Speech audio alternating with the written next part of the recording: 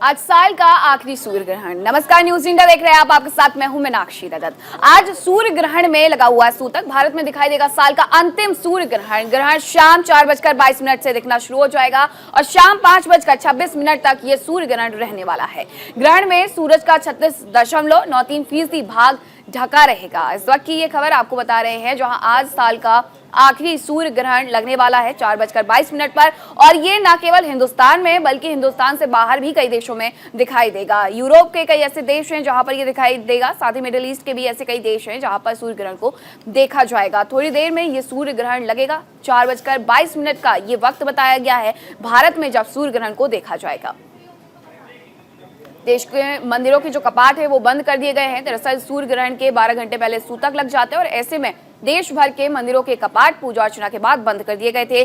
शाम 6 बजे के बाद जब ये कपाट खोले जाएंगे तो शुद्धिकरण होगा और वापस से पूजा अर्चना की जाएगी, जलाभिषेक किया जाएगा और फिर मंत्रोच्चार के साथ शुद्धिकरण और शुद्धिकरण के साथ पूजा अर्चना की जाएगी, आरती की जाएगी। लेकिन इस बीच कई ऐसी चीजें होती हैं जो कि मान्यताएं ये कहती हैं कि इन्हें करना नहीं चाहिए, फिर भोजन करना हो या फिर उसके अलावा कोई भी शुभ काम करना हो। सूतक लग गए हैं जिसकी वजह से श्रद्धालु मंदिर नहीं जा सकते, भगवान के पूजन नहीं कर सकते हैं, भगवान के दर्शन नहीं कर सकते हैं और साथ ही मंदिरों में आरती जैसा कोई भी क्रियाकलाप नहीं होगा। सूतक लगने की वजह से 12 घंटे पहले ही ये पूजा अर्चना की जाती है और उसके बाद पट बंद कर दिए जाते हैं। कपाट अब बंद हो चुके हैं मंदिर के और ये संयोग जो है वो 1300 साल बाद बना है, जो दो बड़े त्योहारों के बीच में सूर्य ग्रहण पड़ रहा है। कल दिवाली थी और दिवाली के एक दिन बाद अन्नकूट पूजन यानी कि गोवर्धन पूजा होती है, लेकिन गोवर्धन पूजा के पहले ही ये सूर्य ग्रहण लग रहा है और इस वजह से गोवर्धन पूजा अब आज न होकर के कल होने वाली है। 4:22 का ये वक्त वेदाचार्यों के द्वारा बताया गया है कि इस वक्त से भारत में ये सूर्य ग्रहण लगेगा और इसके 12 घंटे पहले सूतक लग गए हैं, जिसकी वजह से देश भर के मंदिरों के कपाट बंद कर दिए गए हैं। और अब लगभग शाम 6 बजे ये जब सूर्य ग्रहण समाप्त हो जाएगा तो उसके बाद मंदिरों के कपाट खोले जाएंगे, मंत्रोच्चार किया जाएगा, शुद्धिकरण किया जाएगा, वापस से भगवान की आरती की जाएगी, पूजन की जाएगी और इस तरीके से इससे निजात मिलेगा। आपको बता दें कि ये जो सूर्य ग्रहण है इसके दौरान कई ऐसे काम हैं जो नहीं किए जाते हैं। सूर्य ग्रहण के वक्त में लोग खाना नहीं खाते हैं, भोजन का त्याग करते हैं और ऐसे में ये बड़ी बात है कि सूर्य ग्रहण का जो ये दुर्लभ योग है वो लगभग 1300 साल बाद बन रहा है, जब जो दो बड़े त्योहार पड़े और उसके बीच में ये सूर्य ग्रहण। कल दिवाली थी, ऐसे में आज अन्नकूट पूजन नहीं है क्योंकि सूर्य ग्रहण, और कल अन्नकूट पूजा की जाएगी, गोवर्धन पूजा की जाएगी क्योंकि आज सूर्य ग्रहण है। इस वजह से आज ये त्योहार नहीं मनाया गया।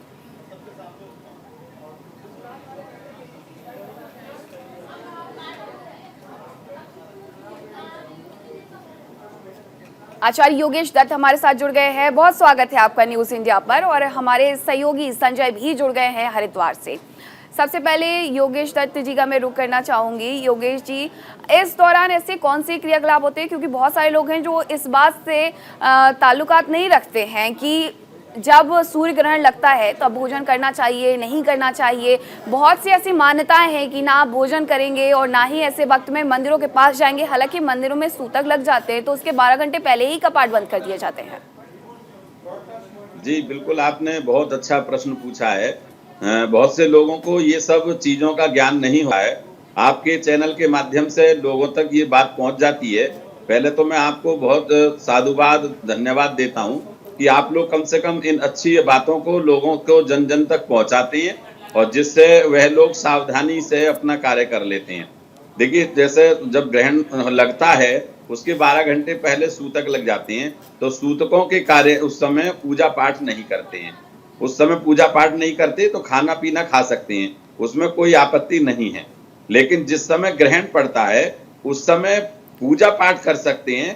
पूजा पाठ का तात्पर्य है कि कोई मंत्र अपना जाप करते हैं प्रतिदिन। यदि रोजाना वाली जो हम प्रतिदिन वाली पूजा करते हैं, यदि उसको हम अब सूर्य ग्रहण के समय में करते हैं तो वो अनंत गुना फल करती है, कई करोड़ गुना फल उसका मिलता है। बल्कि हमारे कोई जो इष्ट मंत्र होते हैं वो इस समय जाप करने से सिद्ध हो जाते हैं। इसलिए उन मंत्रों का, उन स्तोत्रों का, उन श्लोकों का पाठ हमें करना चाहिए। इस सूर्य ग्रहण या चंद्र ग्रहण के समय में। जैसा कि आज का जो सूर्य ग्रहण हम पर अब हो रहा है भारतवर्ष में, तो ये सूर्य ग्रहण पूरे भारतवर्ष में है।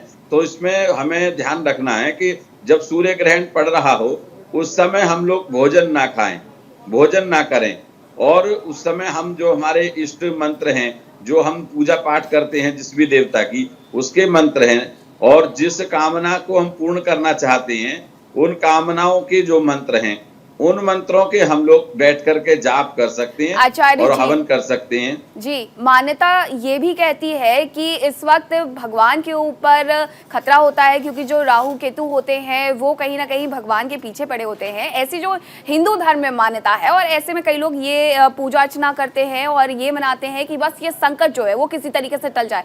तो क्या ये मान्यता भी उतनी ही सही है? बिल्कुल, भगवान देखिए, भगवान तो कमजोर नहीं है, ये तो एक ग्रहाधीनम जगत सर्वम।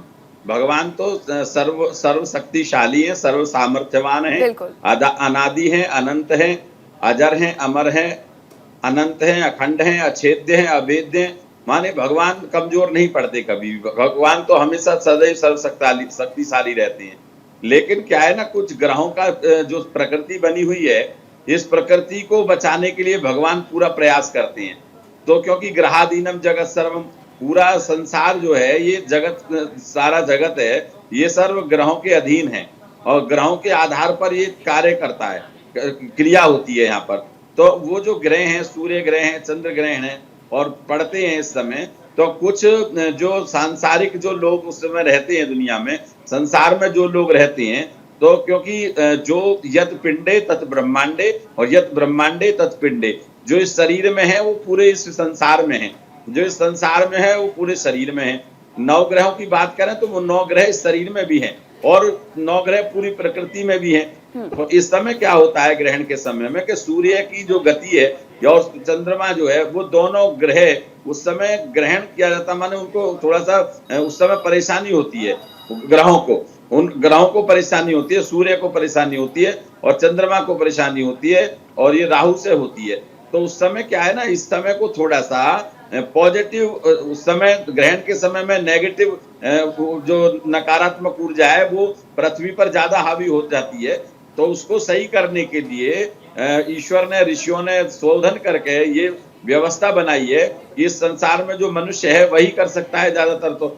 तो वो मनुष्य अच्छे मंत्रों का जाप करे, भजन करे, पूजन करे, दान करे, ध्यान करे, इनके माध्यम से उस प्रकृति की रक्षा के लिए प्रयास करे और उस प्रकृति को सुदृढ़ बनाए। जी, ऐसी कई मान्यताएं हैं आचार्य जी, जिसको लेकर के कहीं ना कहीं लोगों के मन में भी भ्रम रहता है। एक एक करके मैं आपसे समझूंगी, और मेरे सहयोगी भी संजय जुड़े हुए हरिद्वार से, जान लेते हैं, क्योंकि हरिद्वार धर्म नगरी है। और ऐसे में हरिद्वार में क्या कुछ स्थिति है, क्योंकि सुबह से जो तस्वीरें आई है केदारनाथ की हो, बद्रीनाथ धाम की हो, या फिर हरिद्वार के मंदिरों की हो, वहां पर भी पूजा अर्चना के बाद कपाट बंद कर दिए गए थे। संजय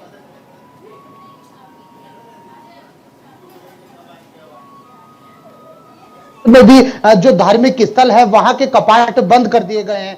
हालांकि इतना ही नहीं, जो पंडित जी हैं वो लगातार लोगों से भी अपील कर रहे हैं, क्योंकि धार्मिक हिंदू धर्म की मान्यता के अनुसार तमाम जो नियम होते हैं उनका किस तरह से पालन करना है, उन सभी को लगातार जो स्थानीय पंडित है वो बता रहे हैं। हालांकि इस वक्त हमारे साथ एक पंडित जी भी मौजूद है, महेश्वर प्रसाद चमोला जी, उनसे बात करेंगे कि किस तरह के नियम है और किस तरह के नियम का पालन करना चाहिए। जी, बहुत बहुत स्वागत है न्यूज़ इंडिया में। आपको क्या नियम है आज के ग्रहण के?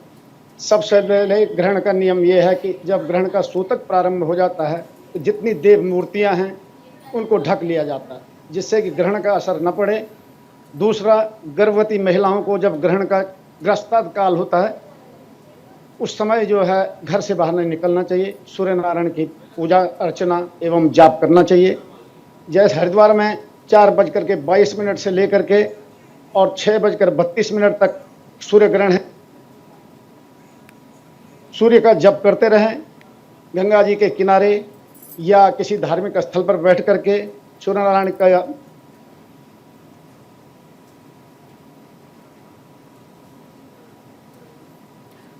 बिल्कुल संजय, तो ऐसी कई चीजें हैं जिनका यहाँ पर ध्यान रखना बेहद आवश्यक हो जाता है। हमारे साथ डॉक्टर सुदेश शर्मा ज्योतिषाचार्य भी जुड़ी हैं, बहुत स्वागत है आपका।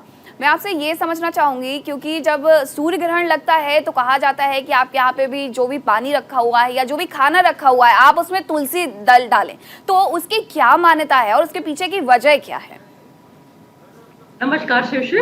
हाँ जी, ये बिल्कुल सही बात बोली आपने कि जो भी हमारे यहाँ पानी रखा जाता है या कोई भी खाद्य सामग्री जो होती है उसमें हम तुलसी दल डाल देते हैं। उसका कारण यही है क्योंकि सूर्य की किरणें पड़ने से ये भोज्य पदार्थ जो होते हैं वो दूषित हमारे होते हैं। और भारत में क्योंकि ये ग्रहण दिखाई दे रहा है, साल का आखिरी और अंतिम ये सूर्य ग्रहण है और इसका समय जो है समस्त भारतवर्ष में लगभग 4 घंटे से ज्यादा का समय है। और जो तुलसा दल की आपने बात कही है, तुलसा के अंदर वो शक्तियां हैं जो कि हर पानी को जो चीजें दूषित होती है उनको ऑब्जर्व करने की शक्ति है, उनको ठीक करने की उनकी प्योरिटी की क्षमता तुलसा दल के अंदर है। तो इसीलिए हम तुलसा दल को प्रेफर करते हैं। माँ तुलसा को हम अगर उसमें अर्पित करें तो वो चीजें हमारी ठीक होने लगती हैं और उसका प्रभाव जो है, दूषित प्रभाव जो है वो नष्ट होने लगता है। इसी कारण से हम उसको बोलते हैं। और ये ग्रहण अगर देखा जाए वैसे तो 1 घंटा कुछ मिनट का ही है, लेकिन क्योंकि सूतक किसका सुबह से लग चुका है, सूतक में जैसे कि आप जानते हैं कि प्रसव काल में हमारे यहाँ घर में सूतक लगे होते हैं, तो हम कोई भी शुभ कार्य नहीं करते हैं जब तक कि हमारे यहाँ शुद्धि नहीं हो जाती है या जब तक हमारे यहाँ कोई भी हवन वगैरह हम लोग नहीं करा लेते हैं। तो इसी प्रकार से ये भी है और हमें मानना चाहिए। विशेषकर सावधानी जो रखनी चाहिए, ये जो ग्रहण पड़ रहा है वो तुला राशि पर पड़ रहा है, स्वाति नक्षत्र पर। तो जाहिर है कि इस नक्षत्र या इस राशि में जन्मे जातकों के लिए बहुत कष्टकारी है और उनको चाहिए कि वो सूर्य के मंत्रों का जाप करें, आदित्य हृदय स्तोत्र का पाठ करें या सूर्य अष्टक का पाठ करें। और विशेष है जो कि हमारी गर्भवती बहनें हैं, गर्भवती महिलाएं हैं हमारी, उनको थोड़ा ध्यान रखना चाहिए। खास तौर पे वो वॉशरूम ना जाए और ज्यादा से ज्यादा हो सके तो संतान गोपाल स्तोत्र मंत्र का जाप करें। ओम देव की सुत गोविंद वासुदेव जगत पते देही में तन्यम कृष्ण तौम्यम शरणम गता। तो इसका जाप करें ताकि उनके गर्भ की रक्षा हो सके और जो सूर्य की जो किरणें आ रही हैं, जो दूषित किरणें आ रही हैं, उनको कोई भी नंगी आंखों से ना देखे। और इसीलिए मना किया जाता है कि जो हमारी प्रसूति वाली जो महिलाएं हैं, हमारी जो गर्भधारण जो अवस्था में है वो महिलाएं, वो घर से बाहर ना निकले ताकि उस रेंज से उन्हें बचा जा सके। मेनली देखा जाए तो ये सिंह राशि के लिए अच्छा है, धनु राशि के लिए भी अच्छा है, मीन राशि के लिए भी अच्छा है, लेकिन क्योंकि इसका जो प्रभाव है वो राशियों पर भी पड़ता है। योगेश दत्त जी भी हमारे साथ जुड़े हुए हैं। आचार्य जी, राशियों के प्रभाव के बारे में भी डॉक्टर सुदेश शर्मा बता रही हैं कि किस तरीके से यहाँ पर सिंह राशि या तुला राशि इन सब पर प्रभाव पड़ने वाला है। लेकिन सबसे ज्यादा लोगों को जो भय रहता है, डर रहता है, वो ये रहता है कि सूर्य ग्रहण जब होगा हमारी राशि में कौन से ग्रह हैं जो प्रवेश कर रहे हैं और उसकी हानि तो नहीं होने वाली। तो ऐसी कौन सी राशियां हैं जिन्हें इनका लाभ होने वाला है और जिन्हें इनकी हानि भी उठानी पड़ सकती है?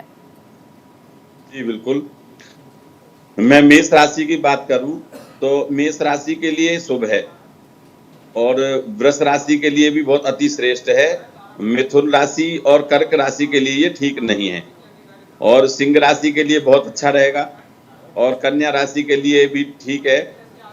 और जहां तक तुला राशि की बात करें तो सूर्य की नीच की राशि है तुला राशि, उसके लिए ये ठीक नहीं रहेगा। वृश्चिक राशि के लिए भी ठीक नहीं है और मकर राशि के लिए ठीक है, धनु राशि के लिए ठीक है और कुंभ राशि के लिए ठीक है और मीन राशि के लिए भी ये ठीक नहीं रहेगा। यानी ज्यादातर जो राशि है उनमें जो प्रवेश ग्रहों का होने वाला है वो ज्यादातर लोगों के लिए लाभदायक ही होने वाला है, शुभदायी ही होने वाला है। संजय का रुख करेंगे। संजय, जिस तरीके से सुबह सूतक लगने से पहले मंदिरों में पूजा अर्चना की गई, कपाट बंद कर दिए गए, 4 धामों में से 2 धाम अगर देखे जाए, बद्रीनाथ धाम, केदारनाथ धाम, तो उत्तराखंड में आते हैं। यहाँ के रावल बद्रीनाथ धाम के और केदारनाथ धाम के इस सूर्य ग्रहण के बारे में क्या कुछ कह रहे हैं, क्योंकि 1300 साल बाद ये संयोग बना है जब 2 बड़े त्योहारों के बीच में सूर्य ग्रहण। अब बिल्कुल जिस तरह से लगातार ही करीब ऐसा दुर्लभ योग करीब 1300 साल के बाद बना है। हालांकि पंडित जो स्थानीय पंडित जी है उनका कहना है कि जो धार्मिक मान्यताओं के अनुसार जो नियम बनाए गए हैं उनका पालन करना बेहद जरूरी है। क्योंकि अगर हम बद्रीनाथ धाम की बात की जाए करें या फिर केदारनाथ धाम की बात की करें तो जो वहां के भी पुरोहित हैं वो भी लगातार लोगों से अपील कर रहे हैं कि जो हिंदू धर्म में जो मान्यता है, क्योंकि 2 त्योहारों के बाद इस तरह का योग तो करीब 1300 साल के बाद बन रहा है। हालांकि दीपावली और जिस तरह से गोवर्धन अगले दिन गोवर्धन होता है, तो ऐसे में बीच में सूर्य ग्रहण है। ऐसे में कहा जा सकता है कि जो गोवर्धन की पूजा करने वाले लोग हैं वो अगले दिन पूजा करेंगे। हालांकि स्थानीय पंडित भी लगातार लोगों से यही कह रहे हैं कि जो नियम है उनका पूरी तरीके से पालन किया जाए, क्योंकि ऐसे वक्त में अगर उनका पालन नहीं किया जाता है तो कहीं ना कहीं एक जो दुष्प्रभाव होता है वो यहां पर पड़ता है। हालांकि हरिद्वार की अगर बात की जाए तो हरिद्वार में जिस तरह से सुबह और शाम हर की पौड़ी पर गंगा आरती होती है वो भी पूरी तरह रोक दी गई, और सूर्य ग्रहण समाप्त होने के बाद हर की पौड़ी को गंगा जल से धुलकर वहां पवित्र किया जाएगा और उसके बाद वहां फिर दोबारा से विधिवत पूजा कर सकेंगे। बिल्कुल, जो मंदिर है, जो घाट है, वहां शुद्धिकरण होगा और उसके बाद ही आगे की जो पूजा अर्चना है वो की जाएगी। डॉक्टर सुदेश शर्मा, जब लगभग 6 बजे मंदिरों के कपाट खोले जाएंगे तो किस तरीके से विधि विधान के साथ यहाँ पर पूजा अर्चना की जाती है, शुद्धिकरण किया जाता है, उसकी क्या कुछ विधियाँ होती है और क्या उसके बाद जो श्रद्धालु हैं वो मंदिरों में जाकर के पूजा अर्चना कर सकते हैं और भगवान का आशीर्वाद ले सकते हैं? जी मीनाक्षी जी, जैसे ही मंदिर के कपाट खोलने का समय आता है तो पूरे में उनको भी शुद्ध किया जाता है। जैसे हम पंचोपचार करते हैं या और सामान्यतः जो हमारे घरों में होता है तो गंगा जल छिड़ककर उन्हीं वस्तुओं को हम शुद्ध कर लेते हैं और उसके बाद हम अपने नहाने के बाद, स्नान करने के बाद, अपने वस्त्र चेंज करने के बाद हम ये पूजा विधि अपने दोबारा से स्टार्ट कर सकते हैं। हाँ, इसमें यह है कि बालक है, रोगी है, वृद्ध है, उनके लिए थोड़ा इसमें छूट हम देते हैं कि उनको थोड़ा छूट होती है इसमें विधि विधान की। तो वो अगर चाहे तो मुंह हाथ धोकर या थोड़ा छींटा अपने लगाकर अस्त्र स्नान कर भी वो अपनी पूजा स्टार्ट कर सकते हैं। लेकिन मंदिरों को लिए है, पूरी मंदिरों की धुलाई होती है, साफ सफाई होती है, गंगा जल से मूर्तियों को स्नान कराया जाता है और उसके बाद ही पूजा स्टार्ट होती है। और उसके बाद फिर बाकी जो सामान्य लोग हैं वो जाकर मंदिरों में जैसे आमतौर पर जाते हैं वैसे जाकर अपनी पूजा अर्चना कर सकते हैं। हाँ, ग्रहण के बाद दान का जरूर विधान है कि उसके बाद हम दान बहुत ज्यादा करते हैं, चाहे वो अन्न का दान है, वस्त्र का दान है, किसी भी तरह का श्रद्धानुसार या सामर्थ्य अनुसार हम दान अवश्य करते हैं और करना भी चाहिए। जैसे राशि के हिसाब से भी कर सकते हैं, जैसे तुला राशि का हम बोल रहे हैं, तुला राशि पर भारी है क्योंकि तुला राशि में सूर्य नीच का होता है, जैसे भी बताया आचार्य जी ने, और ये बात सत्य है। और उसके साथ ही जैसे मेष राशि का भी है। तो हम ये चाहेंगे कि जैसे और भी ग्रह इसमें आ रहे हैं कि उन ग्रहों के मंत्रों के साथ साथ उनके निमित्त जो उनकी वस्तुएं हैं तो उनका भी दान किया जाए तो निसंदेह उनके स्वास्थ्य में वृद्धि होती है और उनके घर में आर्थिक संकट जो होते हैं या कोई और भी आपसी कलह जो होता है, पारिवारिक कलह जो होता है, उनसे भी उनको निजात मिलती है और निसंदेह वो भी उनका दूर होता है। और इस तरह की अर्चना हमारी होती है, उसके बाद ही हम पूजा पाठ अपना स्टार्ट करते हैं। जो कि बिल्कुल, तो ये वो विधियां हैं जो कि यहाँ ग्रहण हटने के बाद लोगों को अपनानी चाहिए। योगेश दत्त आचार्य जी, एक बात और समझना हम आपसे चाहेंगे क्योंकि 1300 साल बाद ये संयोग बन रहा है, ऐसे में भ्रांतियां लोगों को देखने को मिल रही हैं, लोग समझ नहीं पा रहे हैं कि आखिरकार वो किस दिन पूजा अर्चना करें अन्नकूट की और साथ ही साथ भाई दूज की। तो ये लोगों के लिए एक बड़ा विषय बना हुआ है कि आखिरकार कितने बजे से अन्नकूट पूजन का जो मुहूर्त है वो शुरू होगा और साथ ही उसके जो भाई दूज का पूजन है उसका मुहूर्त क्या होगा। आपके चैनल के माध्यम से मैं जनता को, दर्शकों को एक बात जरूर बताना चाहूँगा क्योंकि लोग भ्रमित हैं। मेरे पास भी बहुत फोन आ रहे हैं कि जी गोवर्धन पूजा कब होगी, भैया दूज की पूजा कब होगी, कौन से दिन होगी, क्या दोनों की एक दिन ही होगी या एक दिन बाद होगी। तो ये भ्रांतियां हैं लोगों में। तो मेरा मानना यह है कि जो शास्त्र में लिखा है उस समय हमें अपने शास्त्र को प्रमाण मानना चाहिए क्योंकि हमारे ऋषियों ने बहुत शोध कर उसको रिसर्च करके बनाया है। तो वो जो बनाए हैं उन पर हमें विश्वास करना चाहिए। तो हमारे पंचांग में जो लिखा हुआ है, हमारे पंचांगों में 26 तारीख को 26 अक्टूबर 2022 को गोवर्धन पूजा का विधान बतलाया गया है कि हमको जो गोवर्धन पूजा करनी है वो 26 को करनी है और जो भैया दूज की पूजा करनी है वो हमें, जो जिसे यमद्वितीया बोलते हैं, वो हमको 27 तारीख में ही करनी है। ये हमारे पंचांगों में लिखा गया है। जो चित्रगुप्त पूजन है वो भी 27 को ही होगा। 27 को ही होगा, जिसे यमद्वितीया बोलते हैं। चित्रगुप्त का पूजन है, धर्मराज का पूजन है, यमराज का पूजन है और जो यमुना जी हैं, कालिंदी जो पूजा यमुना जी हैं वो बहन है यमराज की, तो उनका भी पूजन, उनको भी याद किया जाता है क्योंकि भैया दूज वाले दिन यमराज जी को जो दूज मनाते हैं, टीका करते हैं, तो वो यमुना महारानी करती हैं क्योंकि ये सूर्य और जो उनकी पत्नी है छाया, उन्हीं के पुत्र और पुत्रियां हैं दोनों।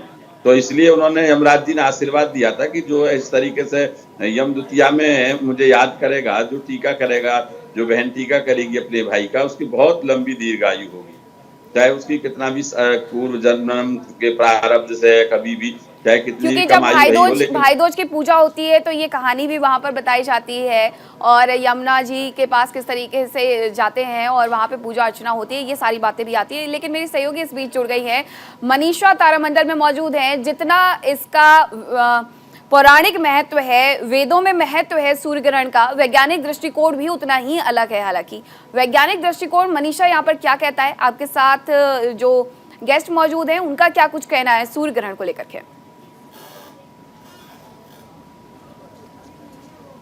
जी बिल्कुल मीनाक्षी, देखिए प्रेरणा चंद्रा जी इस वक्त मेरे साथ हैं, तारामंडल की प्रोग्राम मैनेजर हैं। जो वैज्ञानिक तर्क हम देख रहे हैं वो हम इनसे जानेंगे। प्रेरणा जी, आज सूर्य ग्रहण लगेगा, इस पर आप एक वैज्ञानिक तर्क हमें बताइए, किस तरीके से इसको देख रहे हैं? जी मैम, अगर सोलर इक्लिप्स की हम बात करें तो ये एक शैडो का सेलेस्ट्रियल प्ले है, क्योंकि सन की रोशनी को चंद्रमा बीच में आके बाधित करता है और पृथ्वी से हम इसको प्रकाश जो है उसका रुक जाता है और हम छाया पृथ्वी के ऊपर कास्ट होती है, तो इस समय सोलर इक्लिप्स जो है वो लगता है। ये एक सामान्य खगोलीय घटना है जो एक निश्चित अंतराल में रिपीट होती रहती है। क्योंकि ये भारत से आज हमें दिखाई देगा और 4:29 पर हम इसको देख पाएंगे, लगभग अब समय शुरू ही होने वाला है और 5:30 बजे ये मैक्सिमम रहेगा और सूर्य अस्त जो है आज का समय जो है वो 5:42 पे ये ख़त्म हो जाएगा। तो ये खगोलीय घटना जो है कोरोना के बाद आई है, तो लोगों में काफ़ी उत्साह है इसको देखने का और तारामंडल में खास हम हमेशा इंतजाम करते हैं कि इस तरीके के सोलर या लूनर।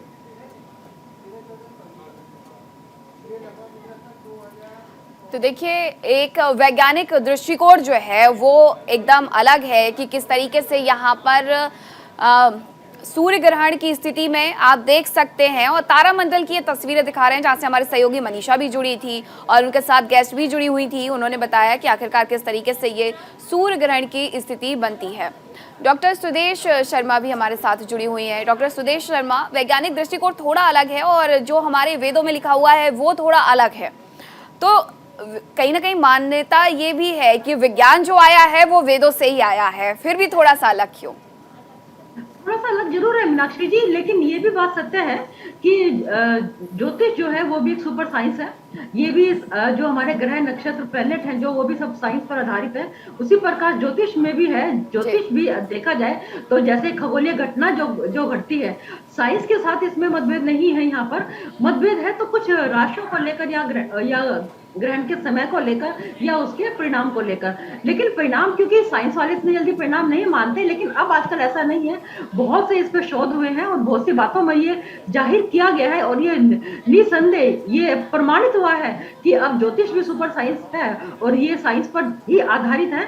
साइंस के हिसाब से इसमें ग्रहण लगते हैं या फिर ग्रहण जैसे चाहे वो सूर्य ग्रहण हो चाहे वो चंद्र ग्रहण हो, जिस प्रकार की ये स्थितियां परिस्थितियां बनती हैं उसी के आधार पर परिणाम दिए जाते हैं। जैसे कि पहले यूरेनस, प्लूटो या नेपच्यून का भी था, तो हम ज्योतिष में भी इन ग्रहों को हम उसमें भी हम शामिल करते हैं और उसी के आधार पर क्योंकि विज्ञान में जो ग्रह बताए गए हैं वो उसके कई साल पहले वेदों में बताए जा चुके हैं। योगेश दत्त जी, इस बार कैलेंडर में लगातार उतार चढ़ाव देखने को मिला है। वट सावित्री का व्रत हो वो भी 2 दिन था, कृष्ण जन्माष्टमी हो उसको भी कई जगह 2-2 दिन तक मनाया गया। इस बार धनतेरस का मुहूर्त भी कुछ ऐसा ही बना कि 2 बार इसे मनाया गया, अलग अलग दिन। ऐसे कैलेंडर में जब ये बदलाव आता है, उतार चढ़ाव आता है, तो इसके पीछे की खगोलीय घटना क्या कहती है, वजह क्या होती है वेदों के अनुसार? ऐसी वजह होती है जैसे ग्रहण अभी आज के दिन में ग्रहण है, तो उन स्थितियों को देख करके जो हमारे पंचांग करता हैं, जो पंचांग बनाते हैं, उनको बहुत सब तरीके से विचार करना पड़ता है। उसी आधार पर वो शास्त्र को प्रमाणित होकर के शास्त्र का चिंतन करते हुए इन बातों को रखते हैं। लेकिन होता क्या है, लोग आगे फिर कुछ ना कुछ अपना तरीके से भी सोचने लगते हैं, अपनी सुविधा के अनुसार सोचने लगते हैं। लेकिन जैसे अभी धनतेरस का आया था, तो धनतेरस को जो है सुबह रात को 6 बजे से लगी और अगले दिन शाम को 6 बजे तक रही। तो अगले दिन जिस दिन 23 तारीख को धनतेरस मनाई गई है, उस दिन धनतेरस उदया तिथि में भी है। सूर्य जिस समय हो रहे हैं उदय, उस तिथि में भी थी और सायंकाल को भी थी। इसलिए शास्त्रों ने 23 तारीख को ही धनतेरस को माना है और 24 तारीख को दीपावली माना है। तो 24 तारीख को क्योंकि सायंकाल को अमावस्या लग गई है, और जो ये दीपावली का त्योहार है वो रात्रि से रात्रि युक्त है, मतलब इसमें रात्रि अमावस्या में रात्रि होना बहुत जरूरी है। तो वो सायंकाल को 5:45 बजे से वो लग गई है जो अमावस्या। तो अमावस्या 24 तारीख को रात में रही है, इसलिए जो हमारे पंचांग करता हैं उन्होंने उसी बात को विचार करके 23 को धनतेरस और 24 को दीपावली का स्वीकार किया है। तो इसलिए जी, योगेश दत्त आचार्य जी, डॉक्टर सुदेश शर्मा जी, बहुत बहुत धन्यवाद आप लोगों का हमसे हमारे साथ जुड़ने के लिए, और ये सारे जो बातें हैं वो हमसे करने के लिए, हमारे दर्शकों तक पहुंचाने के लिए। हमारे सहयोगी भी हमारे साथ जुड़े थे, संजय जुड़े थे हरिद्वार से, और मनीषा जुड़ी थी तारामंडल से। बहुत बहुत शुक्रिया आपका हमसे बातचीत करने के लिए और ये तमाम जानकारी साझा करने के लिए। तो आज साल का आखिरी सूर्य ग्रहण है, 4:22 पर ये शुरू होने वाला है और लगभग शाम 5:30 बजे समाप्त हो जाएगा। ऐसे में आपको क्या करना है और क्या नहीं करना है, आचार्य और ज्योतिषाचार्य दोनों हमारे साथ जुड़े थे, उन्होंने आपको इस बारे में जानकारी दी है।